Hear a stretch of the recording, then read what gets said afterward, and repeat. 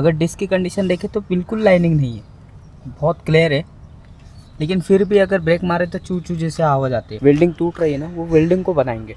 Welding को बनाने के बाद में वापस से ये सब चीज़ें अगर लगवानी है तो नीचे कमेंट करो, नहीं लगवानी है तो वैसे भी बता दो कि किस लुक में अच्छी लगेगी गाड़ी। उन जॉइंट में भी लगवा देंगे। तो मैं सोच रहा हूँ अभी इसके दोनों फॉग लैंप्स और ये बम्पर निकाल रहा हूँ मैं। निकालने के साथ में फ्रंट की जो ग्रिल आप देख रहे हो ना, ये क्रोम वाली, इसको भी निकालने वाला हूँ।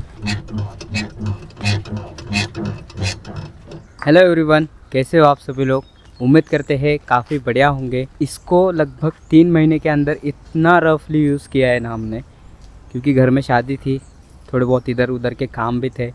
शादी की वजह से गाड़ी इतनी चल गई कि जैसे खड़ी रहती थी एक टाइम पे, तो इसको बहुत ज़्यादा यूज़ किया है पिछले 3 महीने के अंदर हम लोगों ने।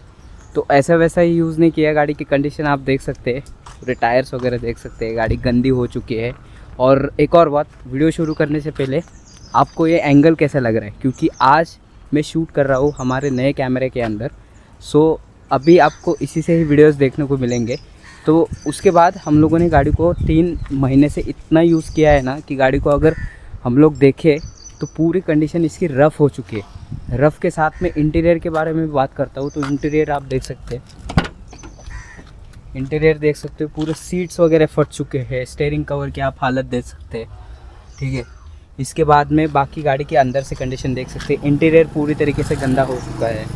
साथ में अगर यहाँ का खोलूँ मैं तो यहाँ पर आप देख सकते हैं इंटीरियर पूरी तरीके से गंदा हो चुका है। इस बैग में क्या है बताऊँगा मैं आपको। साथ में मिरर भी नया वाला मिरर इसका राइट वाला लेके आ चुका हूँ। और वीडियो की बात करें तो आप देख सकते हैं हमारा न्यू कैमरा, ठीक है।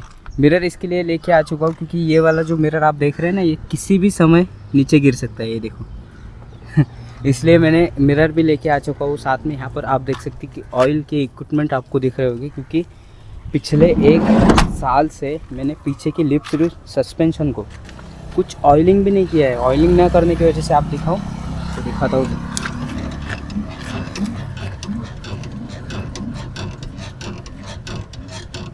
वहाँ से भी दिखाऊँ।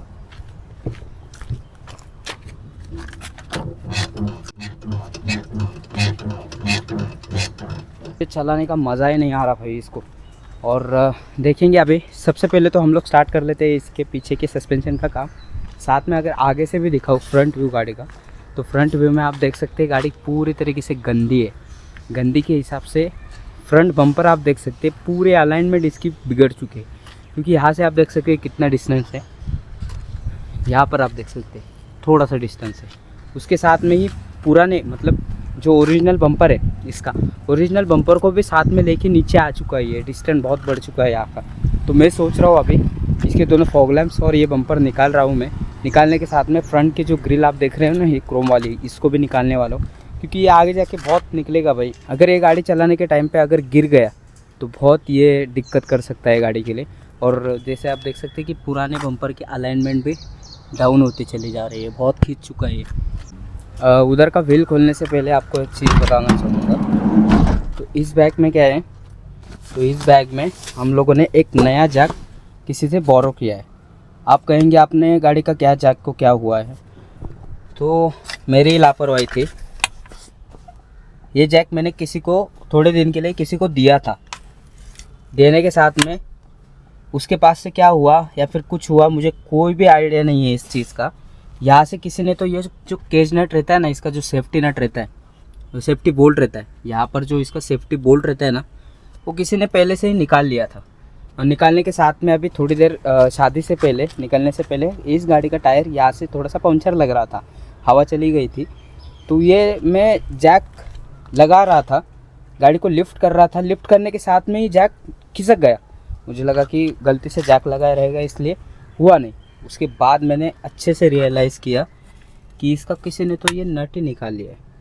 तो मेरी खुद की लापरवाही है, मैंने बहुत टाइम तो उसके पास रखने के लिए दिया ये जैक, और जिसने भी निकाला बहुत लापरवाही की है भाई। इसलिए मैंने अभी दूसरे के पास से जैक बोरो किया है, क्योंकि अपने को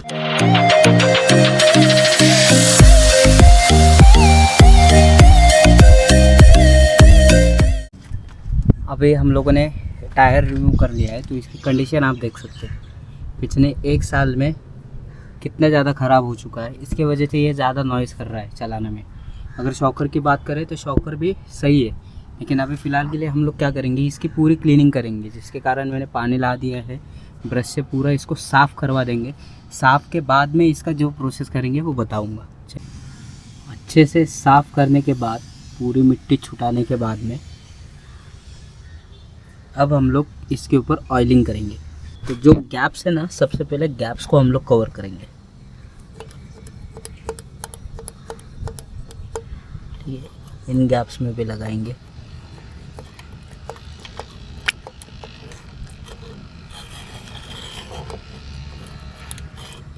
इन गैप्स में लगवा देंगे।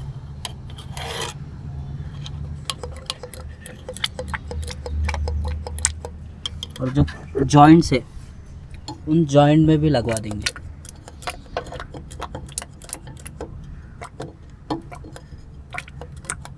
अब कंप्लीट इसका ऑयलिंग भी हो चुका है। गैप्स वगैरह आप देख सकते हैं, यहाँ से जॉइंट्स पे भी आप देख सकते हैं, जॉइंट्स पे भी मैंने किया हुआ है, यहाँ से आप देख सकते हैं।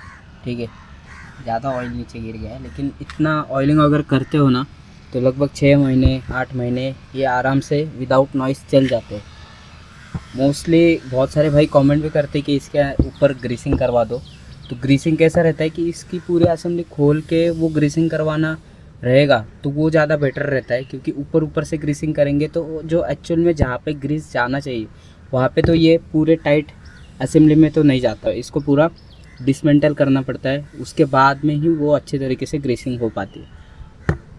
अगर आपको ऐसे अगर कहीं पे लेके नहीं जानी गाड़ी किसी मैकेनिक के पास में, या फिर कोई भी ऐसे आप देना नहीं चाहते, तो आप यहाँ पे करवा सकते हैं ऐसे घर के ऊपर। कैसा है, पीछे का काम कंप्लीट हो चुका है। अभी फ़िलहाल के लिए तो मिरर का काम करेंगे, लेकिन जैसे अभी आप आगे देख रहे हो इस व्हील से बहुत ब्रेक की नॉइज़ आती है। लास्ट टाइम वैभव के साथ में जब सर्विस इसकी कराई थी 50,000 किलोमीटर पे, तो इसका डिस्क भी लेथ वर्क कराया था और नए डिस्क पैड डाले थे, और डिस्क पैड डालने के बाद में लगभग 1000 किलोमीटर भी नहीं चली तो यहाँ से बहुत ज़्यादा ब्रेक मारने पे चू चू जैसे आवाज़ आती है। तो इसको भी खोल के देखेंगे, साथ में थोड़ा बहुत ऑयलिंग आया है, खोल के देखेंगे क्या हुआ है क्या नहीं। तो खोलने के बाद में अगर डिस्क की कंडीशन देखें तो बिल्कुल लाइनिंग नहीं है, बहुत क्लियर है, लेकिन फिर भी अगर ब्रेक मारे तो चू चू जैसे आवाज़ आती है। आई थिंक ये कैलिपर पिन का भी हो सकता है, या फिर ब्रेक पैड्स का भी हो सकता है। अगर उसके ऊपर ज़्यादा कार्बन आया रहेगा तो ब्रेक पैड के ऊपर आप देख सकते हैं कि ऐसी कंडीशन है इनकी। अगर इसको हम लोग रेगमार बजाएंगे, पॉलिश पेपर से इसको क्लीन करेंगे ना, तो इसको क्लीन हो जाएगा। कंडीशन आप देख सकते हैं, इसके वजह से भी आई थिंक आवाज़ मार रहे होंगे कि बहुत यहाँ पे ग्रिप ही नहीं बन रही कुछ भी। देखते हैं। फ्रंट व्हील का काम होने के बाद में हम लोगों ने गाड़ी को थोड़ा सा आगे से लिफ्ट करा हुआ है, क्योंकि एक्चुअल में देखिए कि बम्पर इस तरफ क्यों इतना झुका हुआ है। बीच में पता है कि एक्सीडेंट हुआ था, एक ऑटो वाला डायरेक्टली यहाँ से रॉन्ग साइड से आ रहा था, मैं सीधा निकल रहा था, उसकी ऑटो डायरेक्ट पीछे के व्हील से यहाँ पे अटक गई। तो उसका जो फोर्स लग रहा था पूरा इस साइड की तरफ लग गया, और पूरा नीचे की जो माउंटिंग है इस साइड के ऊपर खिसक गई। तो उसकी वजह से ये गैप आ रहा था। गैप तो छोड़ो, गैप की बात अलग रही, लेकिन धीरे धीरे जो ओरिजिनल माउंटिंग है ना, जो इस बम्पर की यहाँ से जहाँ से बम्पर की माउंटिंग लगी हुई है उसके ऊपर, तो वो एक्चुअल में यहाँ पे क्या कर रहा है कि धीरे धीरे अब बम्पर का वेट जैसे जैसे आगे आगे झुकता चला जा रहा है, तो ओरिजिनल वेल्डिंग तोड़ रही है जो एक्चुअल में इसकी माउंटिंग है। तो वो माउंटिंग वेल्डिंग छूट रही है उसकी धीरे धीरे।